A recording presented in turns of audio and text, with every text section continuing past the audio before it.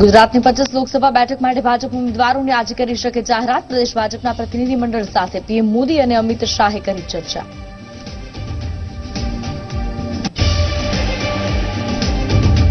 લોકસભાની ચૂંટણીને લઈ ભાજપના જનસંપર્ક અભિયાનનો આજથી શરૂઆત. કાર્યકરો ઘરે ઘરે જઈ સરકારની યોજનાઓ અંગે માહિતી આપશે તો શહેરી વિસ્તારમાં કરશે લોકસંપર્ક.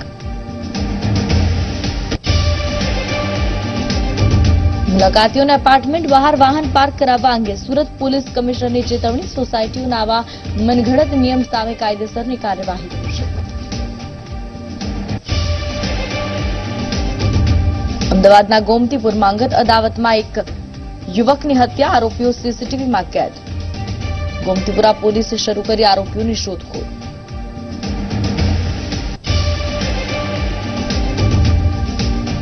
સૌરાષ્ટ્ર બાદ હવે દક્ષિણ ગુજરાતમાં પણ ખોડલધામ નિર્માણ કરવાની યોજના. ટ્રસ્ટ ચેરમેન નરેશ પટેલે વરાછામાં પાટીદાર અગ્રણી અને ઉદ્યોગકારો સાથે કરી ચર્ચા.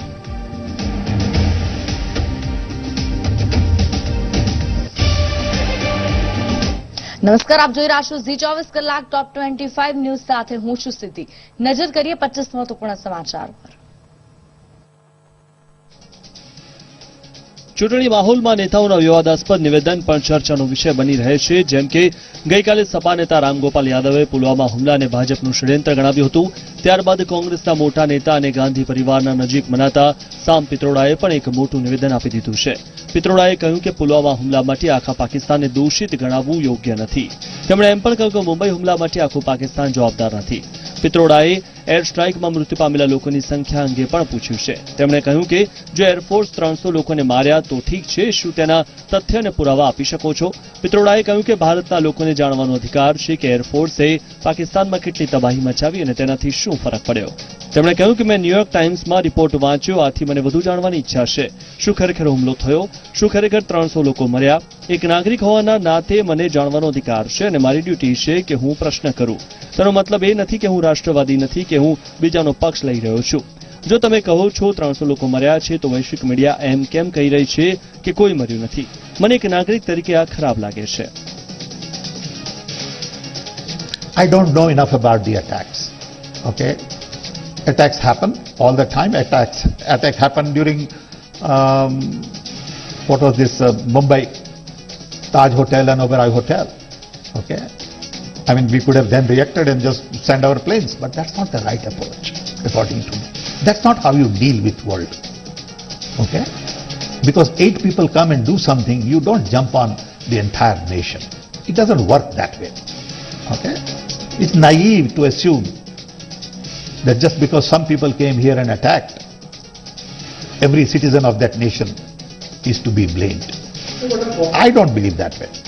What did we really attack? Did we really kill 300 people? I don't know that. As a citizen, I'm entitled to know. And if I ask, it is my duty to ask. Okay? That doesn't mean I'm not nationalist. That doesn't mean I'm on this side or that side. We need to know the facts. If you say 300 people were killed, I need to know that. We all need to know that. People of India need to know that. Congress અધ્યક્ષ રાહુલ ગાંધીની નજીકના ગણાતા અને overseas કોંગ્રેસના chairman સામ પિત્રોડાએ પાકિસ્તાનના બાલાકોટમાં ભારતીય વાયુસેનાએ કરેલી એર સ્ટ્રાઇક પર સવાલ ઉઠાવ્યા ત્યારે નાણામંત્રી અરુણ જેટલીએ વળતો જવાબ આપ્યો હતો અને સામ પિત્રોડા પર આકરા પ્રહાર કર્યા હતા. ये अपने आप में बहुत दुर्भाग्यपूर्ण बयान है. दुर्भाग्यपूर्ण इसलिए है कि जो लोग इस देश को समझते नहीं हैं, इस देश की सुरक्षा को नहीं समझते, इस देश के सेंटिमेंट और जज्बात को नहीं समझते, केवल वही इस प्रकार का बयान दे सकते हैं कि जहां से आतंक आरंभ होता है, अपनी रक्षा करने के लिए हम वहां उसको डिस्ट्रॉय करने जाएंगे.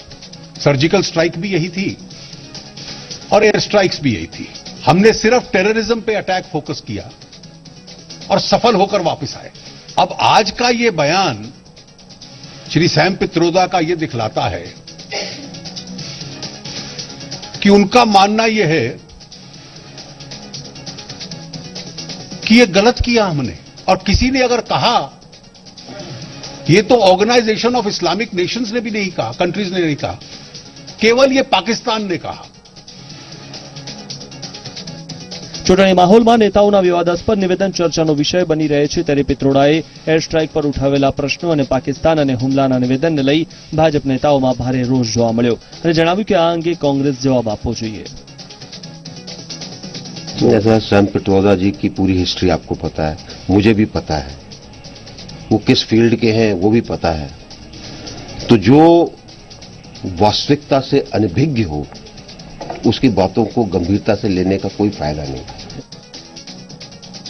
देखिए, हमें जो है वो ताज्जुब तभी हो रहा था कि जब चोट पाकिस्तान और आतंकवादियों को लग रही थी और चीख कांग्रेस की निकल रही थी, तभी लग रहा था कि ये क्या हो रहा है। अब बात धीरे धीरे खुल रही है।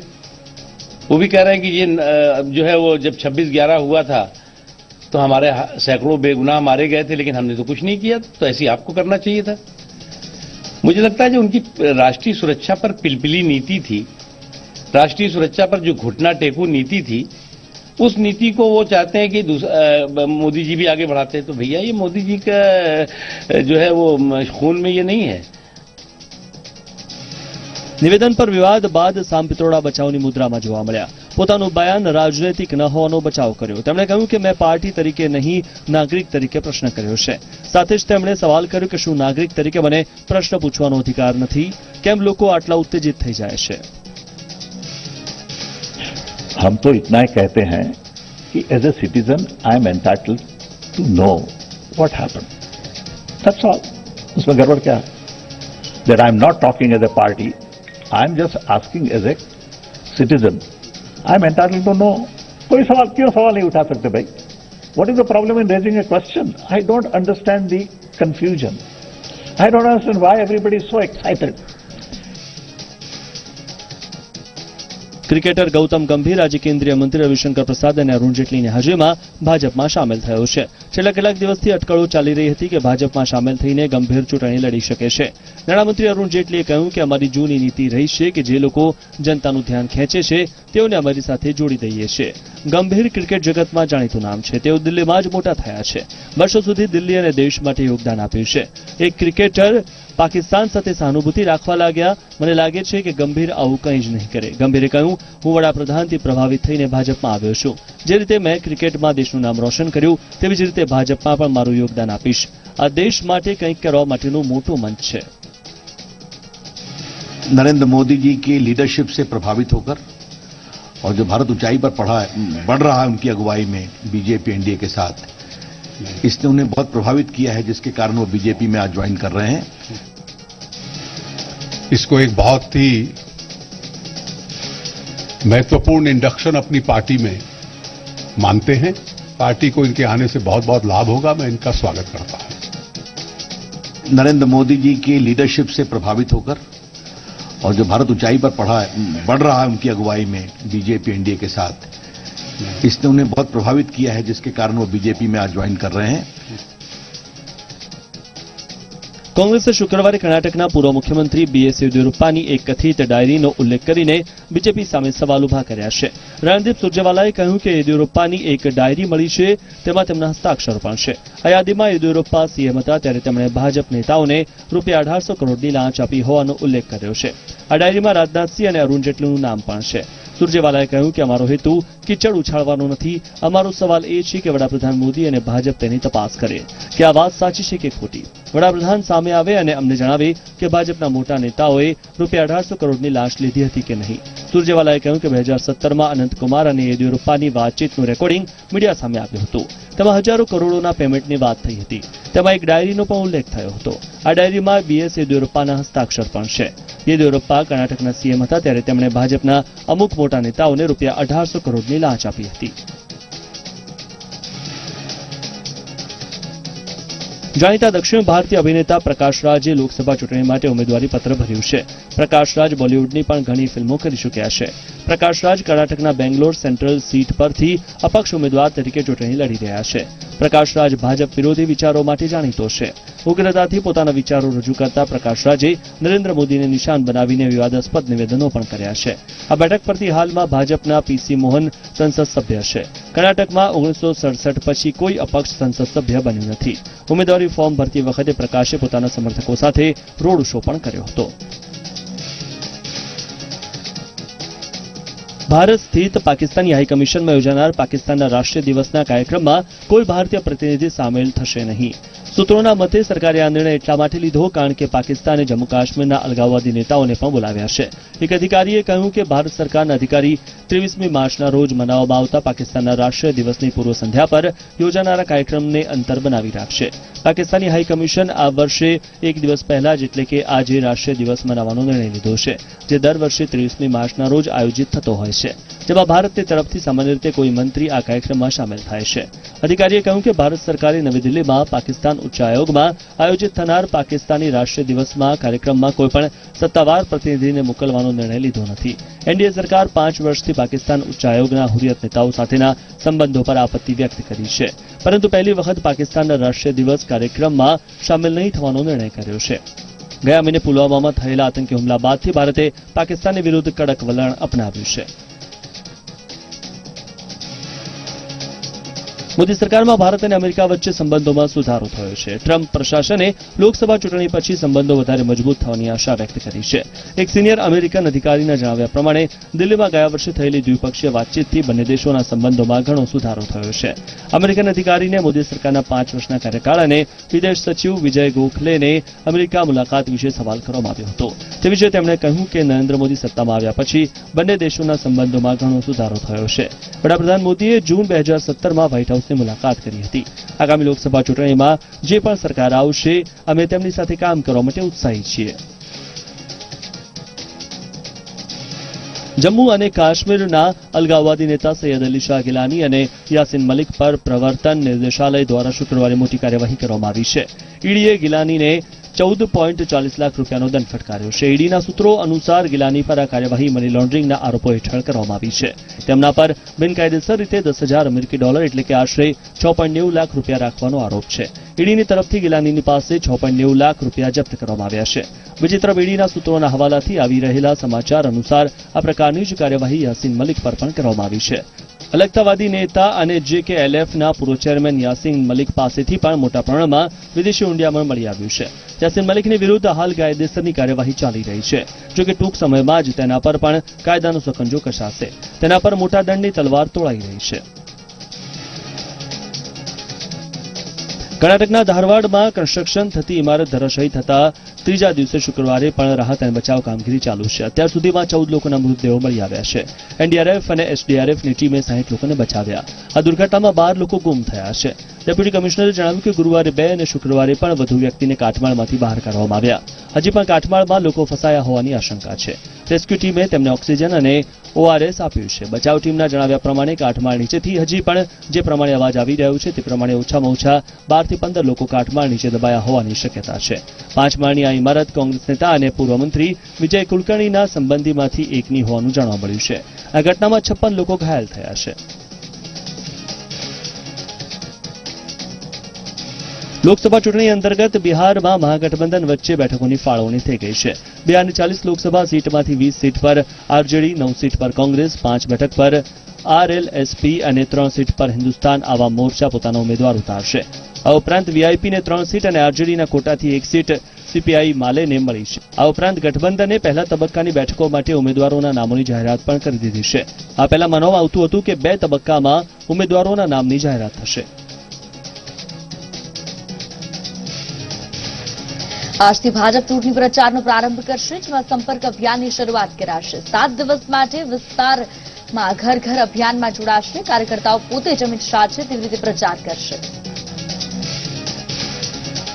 2019 લોકસભાના ઇલેક્શનમાં ગાંધીનગર લોકસભામાં અમારા રાષ્ટ્રીય અધ્યક્ષ શ્રી અમિતભાઈની ઉમેદવારી તરીકે રાષ્ટ્રીય પાર્લામેન્ટરી બોડી નામ જાહેર કર્યું છે. ત્યારે મહાનગરના તમામ બૂથના કાર્યકર્તાઓ ઉમંગ અને ઉત્સાહ સાથે આવતીકાલે બૂથના પ્રવાસ કરવાના છે અને બૂથની અંદર ઘરે ઘરે ફરીને બૂથ ચલો અભિયાનમાં પોતે અમિતભાઈ બનીને ઘરે ઘરે પ્રચાર કરશે અને કેન્દ્ર સરકારની રાજ્ય સરકારની જે સિદ્ધિઓ છે એ સિદ્ધિઓનો માહિતીગાર કરશે અને અમિતભાઈ માટે વોટ માંગશે. પ્રભાતસિંહ ચૌહાણ દિલ્હી પહોંચ્યા. પોતાની ટિકિટ કપાઈ શકે તેવી આશંકાને લઈ પોતાની દાવેદારી મજબૂત કરવા પ્રભાતસિંહ ચૌહાણ પ્રધાનમંત્રી મોદી અને અમિત શાહને મળવા દિલ્હી પહોંચ્યા. તો પોતાના વિકલ્પ તરીકે પ્રભાતસિંહ પોતાની પત્ની રંગેશ્વરી દેવીની ટિકિટ અપાય તેવી ઈચ્છા રાખી રહ્યા છે. કારણ કે મુરબાડ અફના પૂર્વ ધારાસભ્ય નિમિષાબેન સુથાર અને દેવગઢ બારિયાના રાજવી પૂર્વ ધારાસભ્ય તુષારસિંહ મહરાઉલ ઉર્ફે બાબાએ પણ પંચમહાલ બેઠક પરથી દાવેદારી નોંધાવી છે. જેથી પ્રભાતસિંહને પોતાની ટિકિટ કપાય તેવો ડર છે. મહેસાણા તાલુકા પંચાયત અને ઉપપ્રમુખ સામે વિશ્વાસની દરખાસ્ત કરવામાં આવી. જોકે જિલ્લા વિકાસ અધિકારી બેઠક બોલાવી તે પહેલા જ સમાધાન થઈ ગયું. વિશ્વાસની દરખાસ્ત મૂકનાર સભ્ય અને પ્રમુખો વચ્ચે મહેસાણા જિલ્લા કોંગ્રેસ પ્રમુખની હાજરીમાં સમાધાન થયું, જેના કારણે મહેસાણા તાલુકા પંચાયત બચાવવામાં કોંગ્રેસ સફળ રહ્યું. આ પહેલા કોંગ્રેસના સંતુષ્ટ સભ્યોએ ભાજપના સભ્યો સાથે મળી અવિશ્વાસની દરખાસ્ત રજૂ કરી હતી. સંઘના સ્વયંસેવક પ્રશાંત જોશી કોંગ્રેસમાં જોડાયા તો ખેડૂત અગ્રણી ચિમનભાઈ ગજરા પણ કોંગ્રેસમાં સામેલ થયા. પ્રશાંત જોશીએ કહ્યું, 10 વર્ષથી હું સંઘ સાથે જોડાયેલો છું. દરિયા કિનારાના લોકોના કામ નથી થતા તેથી કોંગ્રેસમાં જોડાઉં છું. તો ચિમન ગજરાએ કહ્યું, જ્યાં ભાજપના ધારાસભ્ય નથી ત્યાં ગ્રાન્ટ નથી ફળવાતી.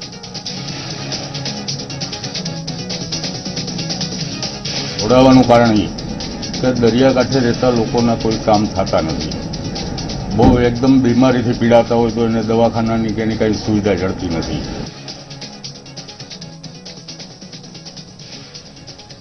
સૌરાષ્ટ્રમાં જેતપુર નજીક ખોડલધામના નિર્માણ બાદ હવે દક્ષિણ ગુજરાતમાં પણ ખોડલધામનું નિર્માણ કરવાની વિચારણા કરવામાં આવી રહી છે. સુરત કે તેની આસપાસના કોઈ વિસ્તારમાં ભવ્ય ખોડલધામ બનાવવામાં આવી શકે.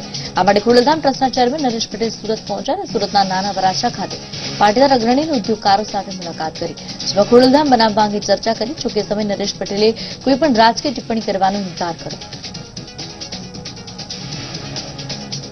સુરત આજે ખોડલધામ ન્યાયની લોકલ સમિતિ દ્વારા જુદી જુદી મિટિંગોનું આયોજન કરવામાં આવેલા છે. ખાસ કરીને સૌરાષ્ટ્ર મધ્યસ્થ ખોડલધામ સફળતાપૂર્વક સરસ મજાનું નિર્માણ થઈ ચૂક્યું છે, ત્યારે સુરત અને દક્ષિણ ગુજરાતમાં ખૂબ મોટા પાયે લેવા પટેલ સમાજની વસ્તી રહેતી હોય તો એક ખોડલધામનું નિર્માણ સુરતની આજુબાજુ પણ થાય એ હેતુથી આજે આ મિટિંગોનો દોર શરૂ થયો છે.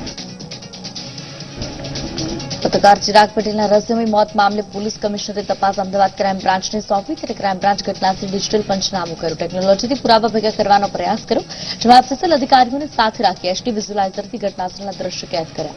પોલીસ તો માને ચિરાગ પટેલના વિસોરા રિપોર્ટ પણ નીલાવ્યું છે, ત્યારે ચિરાગે આત્મહત્યા કરી હોવાનું પોલીસ માની રહી છે. આત્મહત્યા પાછળનું કારણ શું છે તે પોલીસ શોધી રહી છે.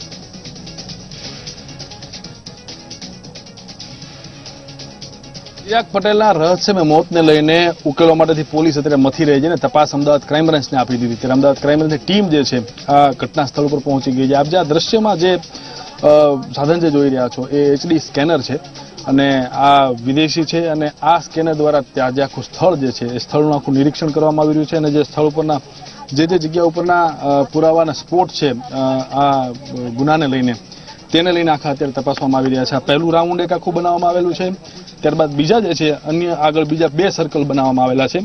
તો આ સર્કલ દ્વારા આખું આ એચડી સ્કેનર જે છે તેની અંદર આખા વિઝ્યુઅલ જે છે કેચઅપ કરશે અને આ આખો રેકોર્ડ જે છે એ એની અંદર રાખશે અને આ રેકોર્ડની જ્યારે પણ ભવિષ્યમાં જરૂર પડશે, કારણ કે હજી સુધી એ નક્કી નથી થઈ શક્યું કે પત્રકાર ચિરાગ પટેલની હત્યા છે કે આત્મહત્યા છે, એ હજી સુધી નક્કી નથી થઈ શક્યું. ત્યારે એ જ નક્કી કરવા માટે અને આ સ્પોટ ઉપરના પુરાવા જે છે એ એકત્રિત કરવા માટેથી અત્યારે પોલીસ મથી રહી છે.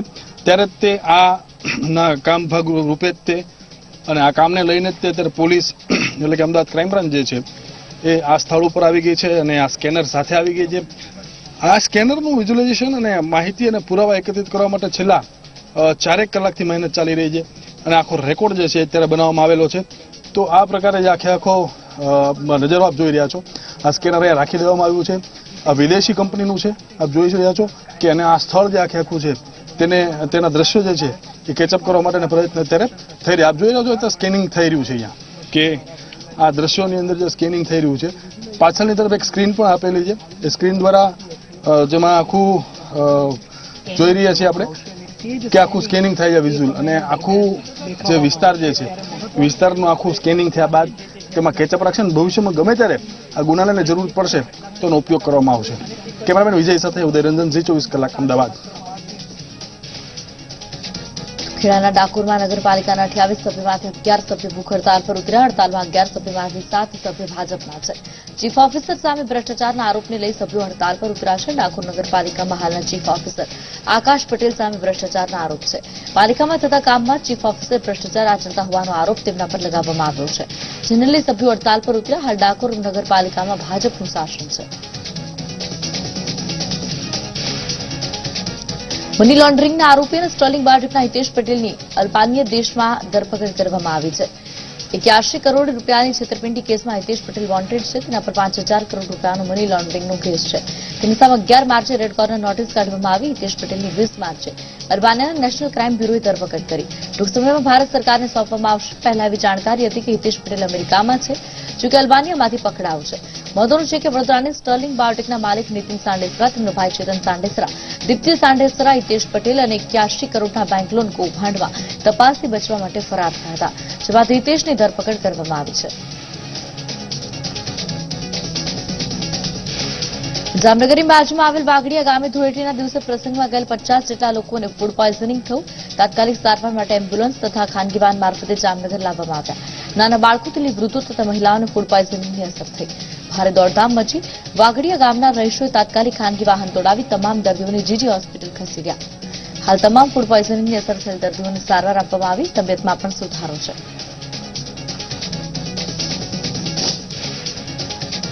પિસ્તાલીસ કેસ આવ્યા છે અને ડોક્ટરોએ બહુ સારી એવી સારવાર કરી છે અને હોસ્પિટલમાં બહુ સારો સહયોગ આપ્યો છે. સુરતમાં નશામાં ધૂત પીએસઆઈનો વિડીયો વાયરલ થયો, જેમાંથી ધૂળેટીના દિવસે અજીરામાં આવેલ પીપલિયા વિસ્તારમાં ગયો, જ્યાં યુવક સાથે માથાકૂટ થતા પીએસઆઈ લાફો ઝીક્યો. વધુ મારામારી થાય તે પહેલા જ લોકો વચ્ચે પડ્યા અને નશામાં ધૂત પીએસઆઈને ઉંચકીને દૂર લઈ ગયા. લોકોના રક્ષક કહેવાતા પીએસઆઈ નશાની હાલતમાં આવું વર્તન કરતા સ્થાનિકોમાં ભારે રોષ જોવા મળ્યો. ઉનાળો શરૂ થતા રાજકોટ મહાનગરપાલિકાએ ચેકિંગ શરૂ કર્યું. છેલ્લા એક સપ્તાહમાં હાથ ધરાયેલ ચેકિંગમાં 60 જેટલા પાણી ચોર ઝડપાયા છે. આ સાથે પીવાના પાણીની પાઇપલાઇનમાંથી ગેરકાયદેસર કનેક્શન લીધાના 6 કેસ પણ ઝડપાયા છે. મહાનગરપાલિકાએ 75,000 રૂપિયાથી વધુનો દંડ ફટકારી આ તત્વ સામે કાર્યવાહી શરૂ કરી છે. 22 માર્ચે સમગ્ર વિશ્વમાં જળ દિવસ તરીકે ઉજવવામાં આવ્યો, ત્યારે ગુજરાતમાં ચાલુ વર્ષે નર્મદા નદીમાં જળસ્તર ઘટતા સમગ્ર રાજ્યમાં જળ સંકટ ઉભું થયું. જોકે પાટણથી માત્ર 50 કિલોમીટર દૂર આવેલ હારીજનું એકલવા ગામ, જ્યાં જમીન ખારાશ અને ક્ષારવાળી હોવાને કારણે લોકોને પીવાનું પાણી નસીબમાં નહોતું, પરંતુ ગામના લોકોએ કુદરતની અમૂલ્ય બક્ષિસ એવા વરસાદના પાણીને અમૃત સમજી તેનો સંગ્રહ કરવાનો વિચાર કર્યો અને ઘરે ઘરે વરસાદી પાણીના સંગ્રહ માટે સેવાકીય સંસ્થાના સહયોગથી ટાંકા બનાવવામાં આવ્યા. ટાંકામાં સંગ્રહ કરેલ વરસાદી પાણીનો પીવા તેમજ ઘર વપરાશમાં ઉપયોગ કરવામાં આવે છે. આ સિવાય ગામમાં ક્યારેય પાણીની અછતનો સામનો નથી કરવો પડતો. આજે પીવાના પાણીની સમસ્યા વિકટ બની ત્યારે સૌએ એકલવા ગામના ગ્રામવાસીઓની જેમ જાગૃત બની પાણી સંગ્રહ કરવાનો સંકલ્પ લેવો જોઈએ.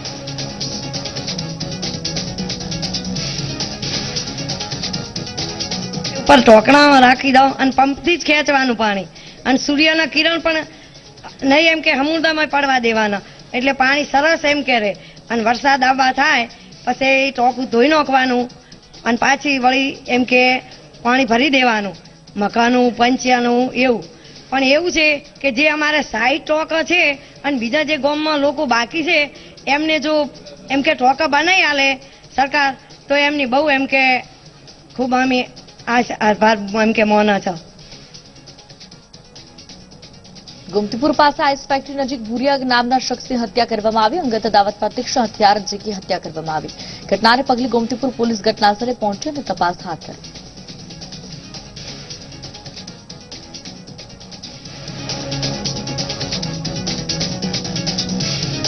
તો ટોપ 25 ન્યૂઝમાં અત્યારે આટલું જ. આપ જોતા રહો ઝી 24 કલાક. નમસ્કાર.